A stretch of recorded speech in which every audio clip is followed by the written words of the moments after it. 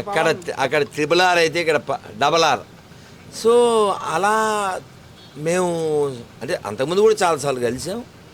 కానీ ఈ దాడి ఏదైతే చేశారో మూఢ అజ్ఞాన పైశాచిక లక్షణాలతో చేసినటువంటి ఈ దుర్మార్గ చర్య దండనీయం, ఖండనీయం, అమానవీయం. ఇలాంటి ఆలోచనలు వాళ్ళకి ఎలా వచ్చినాయో తెలియదు. అలాగే ఎవరైనా మూర్ఖులు ఈ దాడిని ఖండించడం కాకుండా ఏదో ఒక నెపంతో వెనకేసుకొస్తే వాడు ధర్మద్రోహి, దైవద్రోహి. నా పేరు యాదమ్మ. మేము వాళ్ళ గుడిలో కూడా పనిచేసినాం తెలుసా. మేము సాకలోళ్ళం కూడా మేము పన్నోళ్ళం వాళ్ళకు. మేము సంవత్సరం ఒకసారి జాతర అయితే కూడా వాళ్ళకి పని చేస్తున్నాం. మేము పంతులు కూడా మాకు అందరు చిన్నగా ఉన్నప్పటి కూడా తెలుసు. కాకపోతే సంవత్సరం ఒకసారి జాతర తాగుతుండే. అట్లాంటి గుడి డెవలప్ అయింది. మేము అందరం బతున్నాం స్వామి పుణ్యాన. కానీ ఆయన మీద దారి చేసడం మాత్రం తప్పు సార్, ఇది తప్పు. కానీ మాకు తెలియదు. వాళ్ళని నేను చూసినా నేను వచ్చినప్పుడు ఇట్లానే పోయారు, ఇటు నుంచే పోయారు.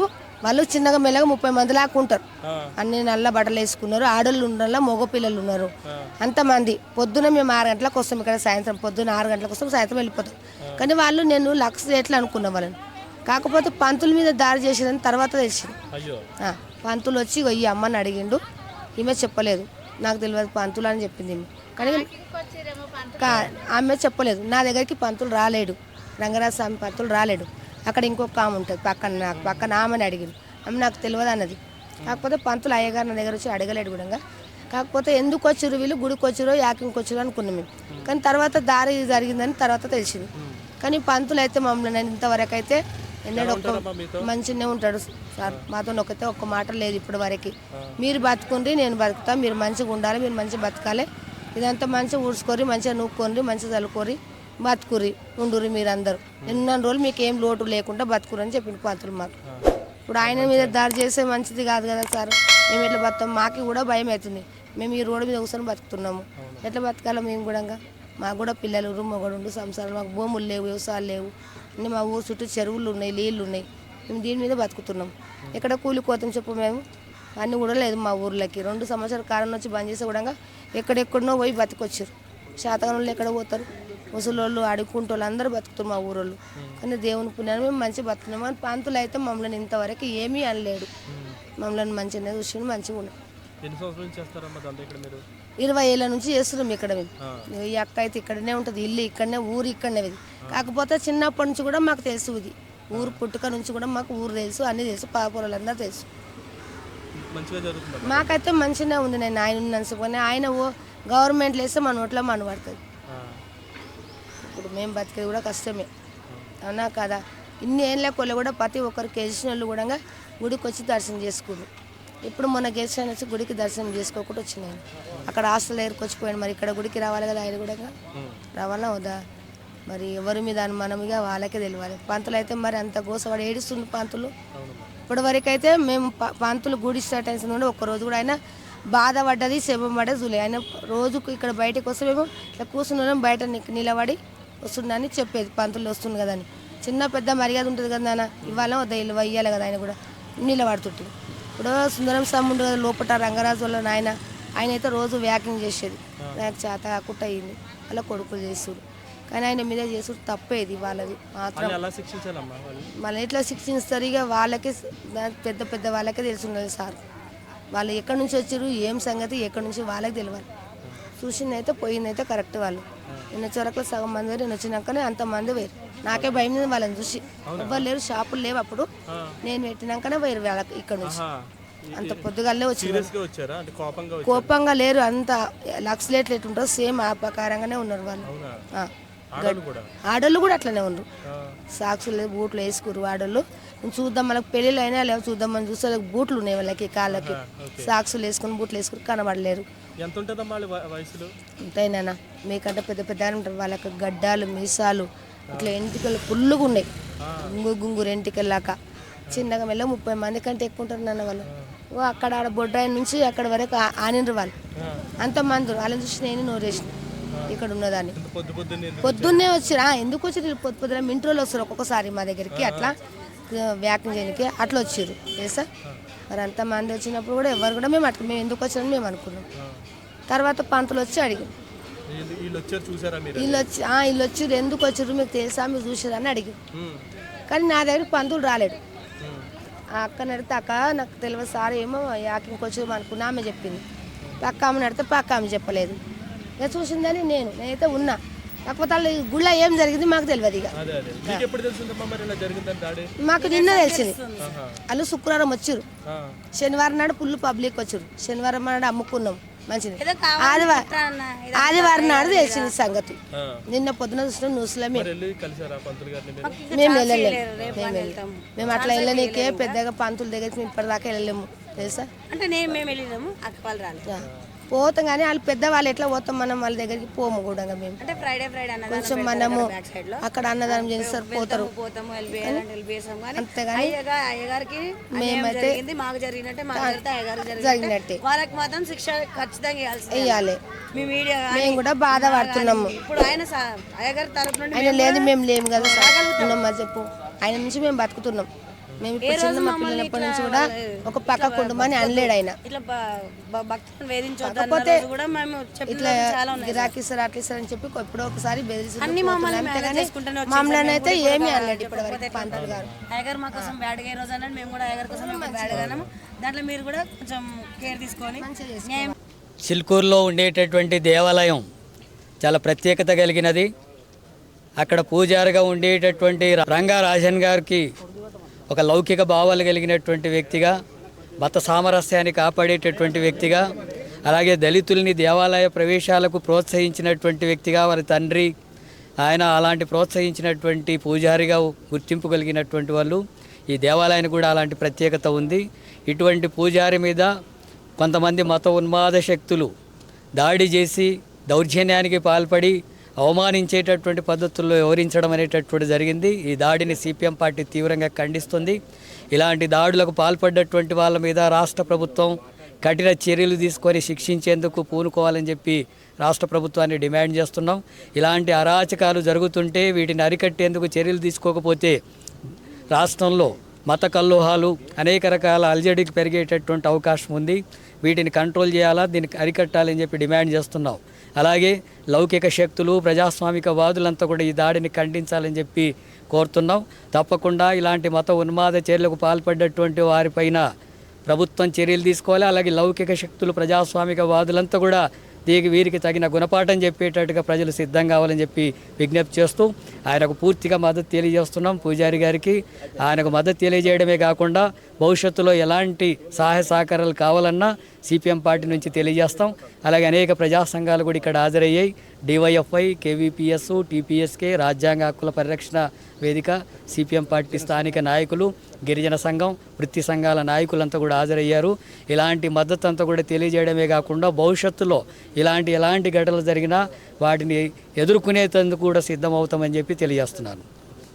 ఇది దాడి చేసిన వారికి ఎటువంటి శిక్ష వేస్తారని చెప్తున్నారు సార్?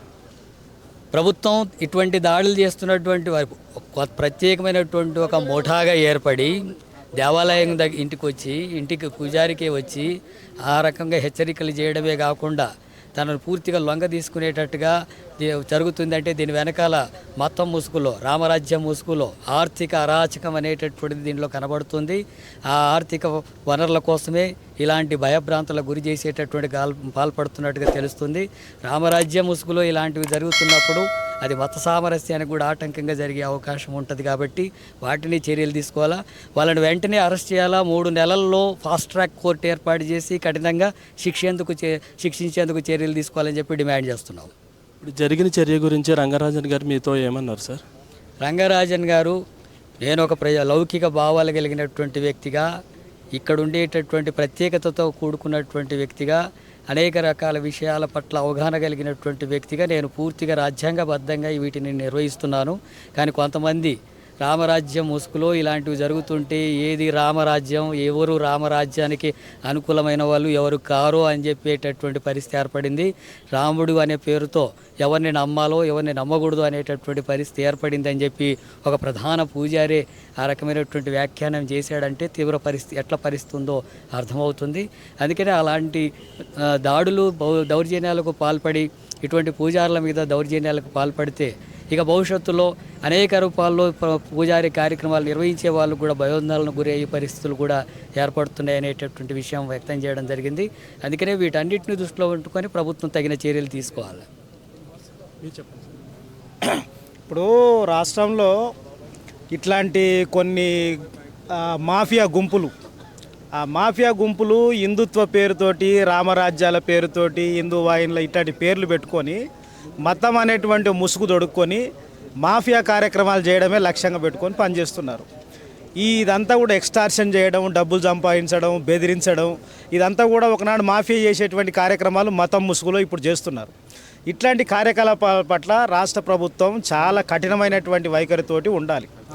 పోలీసు వ్యవస్థ బహుశా అట్లా కనిపించట్లేదు. ఈ విషయంలో కొంత వేగంగా స్పందించినా ఇప్పుడు అఘోరి పేరుతోటి అడ్డగోలితనం జరుగుతుంటే, పబ్లిక్ న్యూసెన్స్ క్రియేట్ చేస్తుంటే, కత్తులు తిప్పుతుంటే, పెట్రోల్ పోసుకుంటుంటే దాని పట్ల చూస్తున్నట్టుగా వ్యవహరిస్తున్నారు. కనుక ఇట్లాంటి ఒక స్ట్రింజెంట్ గ్రూపుల పైన, తప్పుడు గ్రూపుల పైన ఇవన్నీ మాఫియా గ్రూపులు ఈ డబ్బులు సంపాదించడం లక్ష్యంగా ఇట్లాంటి పనులు పాపులారిటీ కోసం చేస్తున్నటువంటివి ఉన్నాయి. ఇట్లాంటి వాటిని ఉక్కుపాదంతో ప్రభుత్వం అణిచేయాలని చెప్పేసి డిమాండ్ చేస్తూ ఉన్నాం. మేము ఆయన వీడియోలు చూస్తుంటే డైరెక్ట్గా పోలీసు వ్యవస్థని, న్యాయ వ్యవస్థనే ప్రశ్నిస్తున్నారు. దాని గురించి ఏమంటారు సార్? అంటే ప్రభుత్వానికి, పోలీసులకు నిజంగా చేతనైతే లోపడేసి తొక్కిడిచి పెట్టాలి. ప్రభుత్వ యంత్రాంగం పట్ల, రాజ్యాంగం పట్ల ఆ రకమైన గౌరవం లేనటువంటి విధంగా వ్యవహరిస్తే రాజ్యాంగం పవర్ ఏంది, ప్రభుత్వం పవర్ ఏంది, పోలీసుల పవర్ ఏందో చూపించాలి.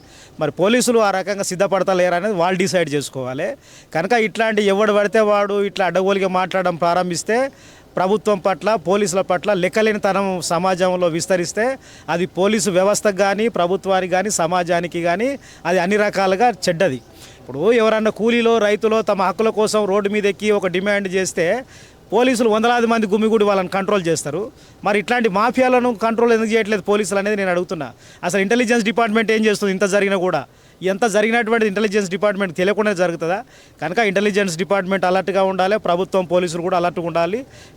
ఇట్లాంటి ఒక అసాంఘిక శక్తులు ఇవన్నీ కూడా మతం ముసుగేసుకొని ఇప్పుడు రౌడీలు, గుండాలు, పాన్పరగ్గాలు మీద కాషాయం కప్పుకొని మేము హిందువులం అంటే సరిపోతుందా?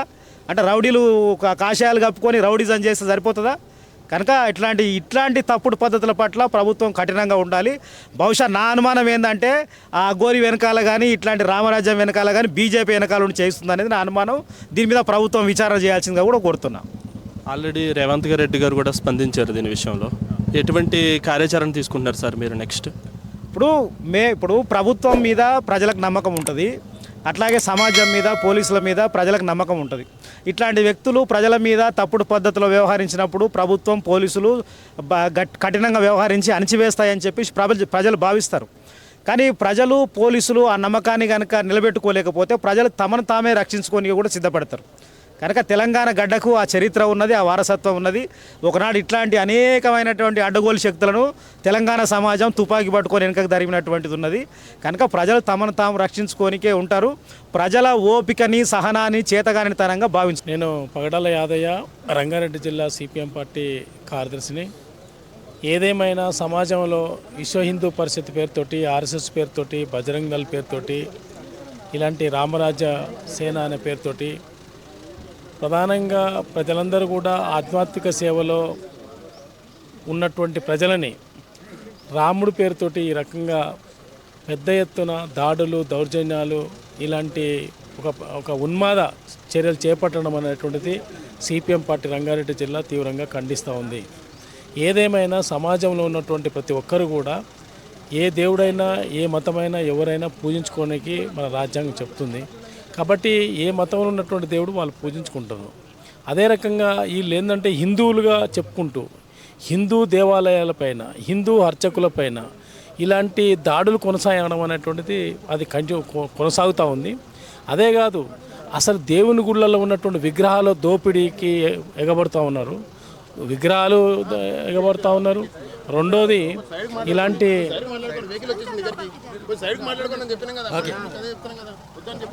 Quota Ramesh DYFI Telangana state president.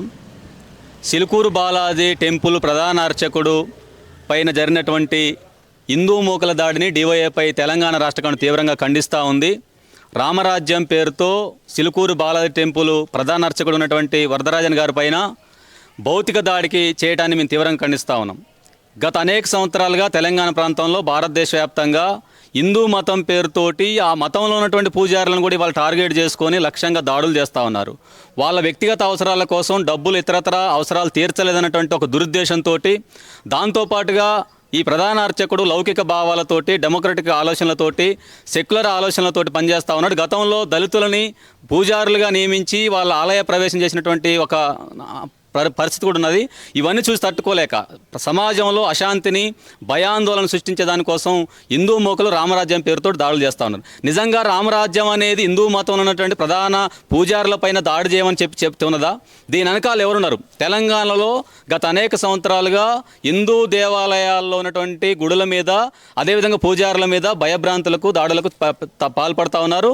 దాంతోపాటు ప్రజలను కూడా భయభ్రాంతులకు గురి చేస్తూ ఉన్నారు. దీని వెనకాల ఎవరున్నా, ఎంతటి వారున్నా, బీజేపీ నాయకులున్నా ఎవరైనా సరే రాష్ట్ర ప్రభుత్వం కఠినంగా వ్యవహరించాలి. మళ్ళీ భవిష్యత్తులో ఈ ప్రాంతంలో ఇలాంటి ఘటనలు జరగకుండా చట్టపరమైన చర్యలు తీసుకోవాల్సిన బాధ్యత పోలీస్ ప్రభుత్వం మీద ఉన్నది. రాష్ట్ర ప్రభుత్వం కూడా దీని మీద చాలా సీరియస్గా ఉండాల్సినటువంటి అవసరం ఉంది. దాంతోపాటుగా మతాల పేరుతోటి, రకరకాల హిందూ ఉగ్రవాదం పేరుతోటి తెలంగాణలో హిందూ ఉగ్రవాదం రాజ్యం వెళ్తూ ఉంది. ఉత్తరాది రాష్ట్రాల యొక్క సంస్కృతి ఈ ప్రాంతంలోకి రాబోతూ ఉన్నది. ఈ హిందూ ఉగ్రవాదానికి ప్రధానంగా ఉన్నటువంటి సంస్థలు హిందూ వాహిని, ఆర్ఎస్ఎస్, విహెచ్పి లాంటి, బజరంగ దళ్ లాంటి సంస్థలు ఉన్నాయి. ఇది హిందూ ఉగ్రవాదం తెలంగాణ ప్రాంతంలో పెరిగిపోతే తెలంగాణలో ప్రజలకు అశాంతి, ప్రజలకు అనేక రకాల ఇబ్బందులు వచ్చేటువంటి ప్రమాదం ఉన్నది. హిందువులు దీన్ని, హిందూ ప్రజలు, హిందూ భక్తులు ఎవరైతే ఉన్నారో దీన్ని ఆలోచించండి. హిందూ మతం పేరుతోటే హిందూ పూజారుల మీద దాడులు చేస్తున్నటువంటి వాళ్ళు ఎవరో మీరు ఆలోచించండి. హిందూ ప్రజలకే ఇవాళ హిందూ మతం పేరుతోటి పెద్ద ఎత్తున ప్రమాదం పొంచి ఉన్నది కాబట్టి ప్రజలందరూ కూడా అపమత్తంగా ఉండాలని చెప్పేసి మేము కోరుతా ఉన్నాం. నా పేరు యజ్ఞేశ్వరుడి. నేను ప్రతి ఏకాదశి 2012 నుంచి 17 వరకు ప్రతి ఏకాదశికి వచ్చేవాడిని, నెలకు 2 సార్లు. మరి ఇక్కడ ఈ గుళ్ళో చాలా, నాతో పాటు కొంతమందిని కారులో తీసుకొచ్చే వాళ్ళము రెగ్యులర్గా. సో పంతులు గారు, మన రంగరాజన్ గారు, వారి మంచి, అంటే ఏ గుళ్ళో కూడా జరగంది, అంటే ఈ గుళ్ళో ప్రత్యేకత ముఖ్యంగా మన కుండీ లేకపోవడము. ఎలాంటి, ఎంత పెద్ద వ్యక్తి వచ్చినా, ఎంత చిన్న వ్యక్తి వచ్చినా అందరికీ ఒకే రకంగా లైను, ఒకే రకంగా ఉండడం, అంటే ఎలాంటి వివక్ష లేకుండా ఉండడము. సో మనకు ప్రదక్షిణ చేసినప్పుడల్లా మనం జనరల్గా 11 ప్రదక్షిణలు చేసి మన కోరికలు తీరినాక 108 ప్రదక్షిణలు చేస్తుంటారు. సో ఆ ప్రదక్షిణ చేసినప్పుడు కూడా మంచి విషయాలు, మన ధర్మం గురించి, మన విషయాల గురించి, మనం ఎలా ఉండాలి, పెద్దల్ని ఎలా గౌరవించాలి, మాతృదేవో పితృదేవో విషయాలు, మన ధర్మం గురించి చాలా చాలా విషయాలు చెప్తుంటారు. అంటే ఇక్కడికి వచ్చిన వాళ్ళు ఒక మంచి సంస్కారాలు, మన హిందూ ధర్మం, మన భారతీయత ఏంటి అనేది విషయాలు చెప్తుంటారు. దాని ద్వారా చాలా, ప్రతి ఒక్కరు చాలామంది, ఎంతోమంది మారడం జరిగింది. ఎంతోమంది చక్కగా వారి జీవితాన్ని ఒక మంచి మార్గంలో నడుస్తున్నారు. అలాంటి పూజారి గారి మీద ఇలా జరిగిందని మాకు తెలియగానే చాలా చాలా బాధ అనిపించింది. నిన్న సాయంత్రం తెలిసింది, తెలియగానే ఈరోజు కలవడానికి కోసం రావడం జరిగింది. ఇది చాలా బాధాకరమైన విషయం. ఇలాంటివి జరగకుండా వచ్చిన వారి మీద కఠినమైన వారికి శిక్షలు విధించాలని కోరుకుంటున్నాము. వారు చేసింది చాలా చాలా తప్పది. సో ఇది మేము అనుకుంటున్నాం, ఒక భక్తునిగా మేము కోరుకునేది ఏంటంటే వారికి కఠినమైన శిక్షలు చేయాలి. ఇంకా నెక్స్ట్ ఇలా జరగకుండా చూసుకోవాలి. వాళ్ళ రామరాజ్యం అనేది వెబ్సైట్లో చూస్తే గ్రామ స్థాయిలో కూడా విస్తరించిందని ఉన్నది. దాన్ని ఎలా ఎదుర్కొంటే బెస్ట్ అంటారు మీరు? అంటే వారు రామరాజ్యం అని పేరు పెట్టి ఇప్పటిదాకా అలా అంత విస్తరించే వరకు మరి ప్రభుత్వం కానీ, మరి ప్రజలు కానీ ఎలా ఇప్పటి వరకు బయటపడలేదో నాకు అర్థం కావడం లేదండి.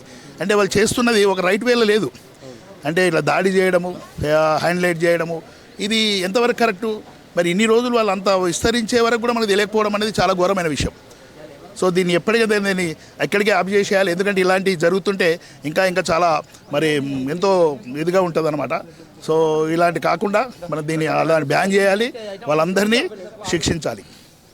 నా పేరు సుధాకర్ రెడ్డి, గున్నాల సుధాకర్ రెడ్డి, చిలుకూరు డిప్యూటీ సర్పంచ్ మాజీ. ఈ దాడిని 100% ఖండిస్తున్నాం.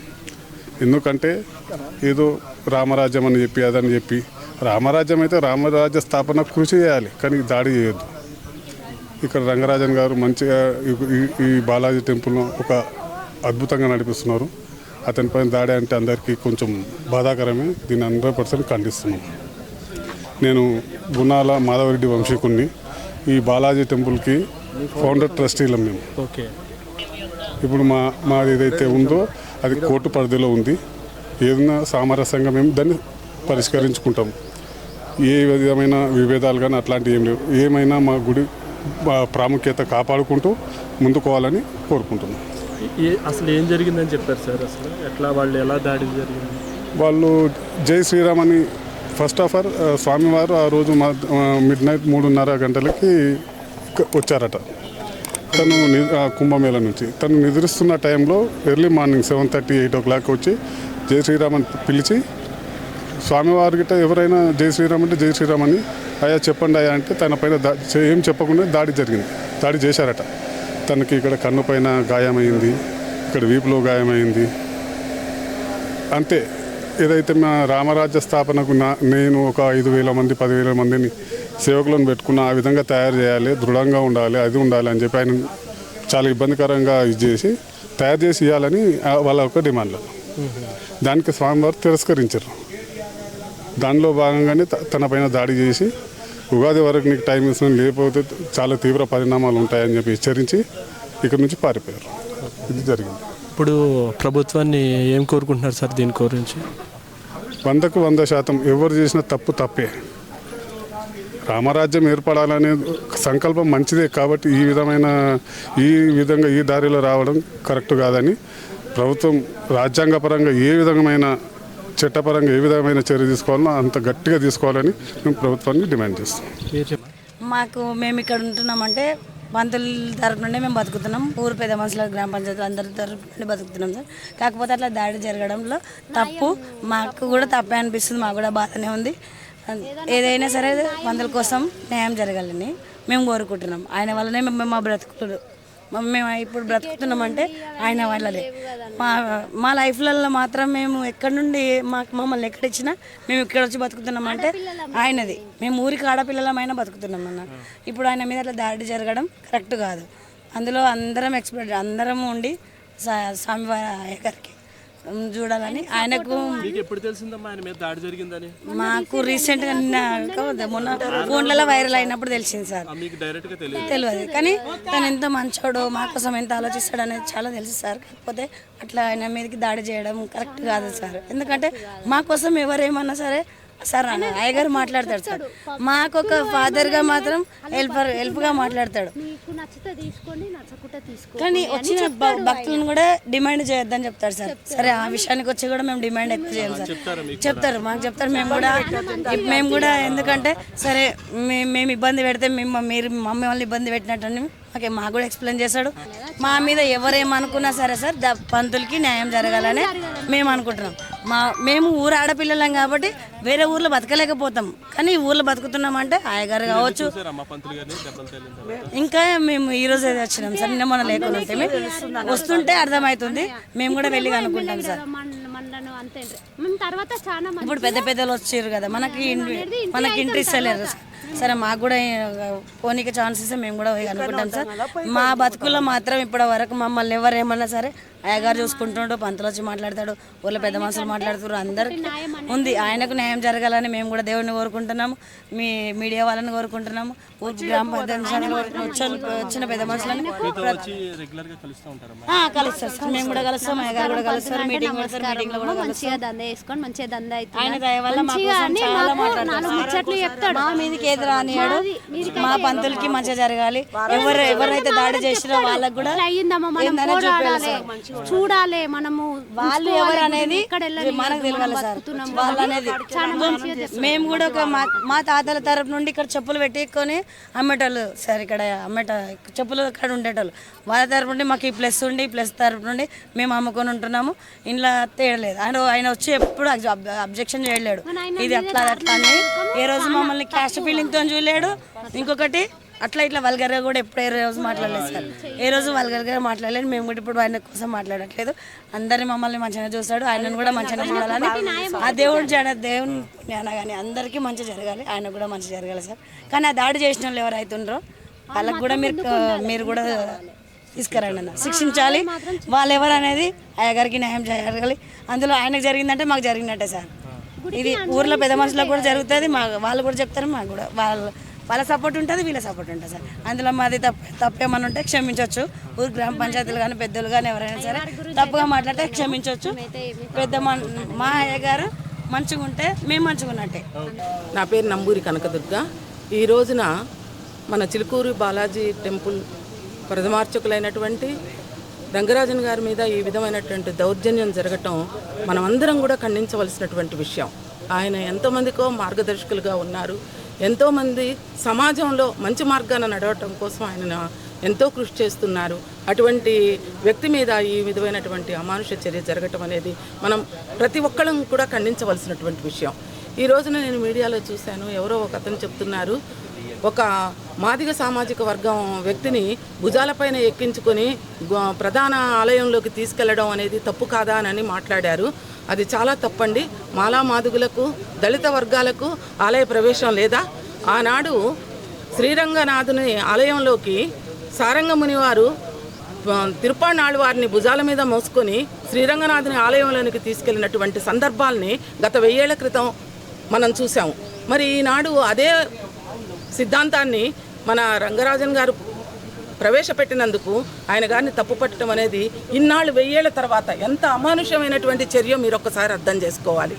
అంత మన దేశం ఏంటి, మతాలకు అతీతమైనటువంటి లౌకిక రాజ్యం మంది. అటువంటి లౌకిక రాజ్యంలో, అటువంటి భారతదేశంలో ఈ రోజున ఒక మాదిగ కులస్తుడిని భుజాల మీద ఎక్కించుకొని వెళ్ళడం అనేది అమానుషం అని చెప్పి వారు అనటం నాకు చాలా బాధ కలిగించింది. ఆ విషయాన్ని ఈ రోజున మనం చూస్తున్నాము, అందరూ సమానం అని అనుకుంటున్నాము. ప్రతి ఒక్కళ్ళు మనం కులాలకు అతీతంగా ఉన్నటువంటి భారతదేశం మనది, మతాలకు అతీతంగా ఉన్నటువంటి భారతదేశం మనది. అటువంటి భారతదేశంలో ఈ విధంగా చేయటం అనేది చాలా తప్పుగా నేను భావిస్తున్నాను. ఒక మహిళగా నేను దీన్ని ఖండిస్తున్నాను. ఆయన ఇక్కడికి వచ్చినటువంటి విద్యార్థుల్ని నేను చూశాను, ఎన్నో సంవత్సరాల నుంచి చూస్తున్నా. విద్యార్థుల్ని ఎంతో ఉత్సాహపరుస్తారు. మీరు ఒక మంచి ఉద్యోగంలో జాయిన్ అవుతారు, స్వామివారికి ప్రదర్శన చేయండి, ప్రదక్షిణ చేసుకోండి, మీరు మంచి మార్గంలో నడవండి అని ప్రతి ఒక్కళ్ళని మంచి మార్గంలో నడిపించేటటువంటి వ్యక్తికి ఈ విధంగా జరగటం అనేది ప్రతి ఒక్కళ్ళం నేనే కాదు, మీరే కాదు, అందరూ కూడా దీన్ని ఖండించవలసినటువంటి అవసరం ఉంది. ముఖ్యమంత్రి రేవంత్ రెడ్డి గారు నిన్న వారితోటి ఫోన్లో మాట్లాడటం నేను చూశాను. చాలా ధన్యవాదాలు ముఖ్యమంత్రి గారికి సభాముఖంగా నేను ధన్యవాదాలు తెలియజేస్తున్నాను. అటువంటి ధైర్యాన్ని వెన్నుతట్టి వారు ధైర్యాన్ని ఇచ్చారు. కాబట్టి మనమందరం కూడా వెన్నుదన్నుగా ఉండాలి.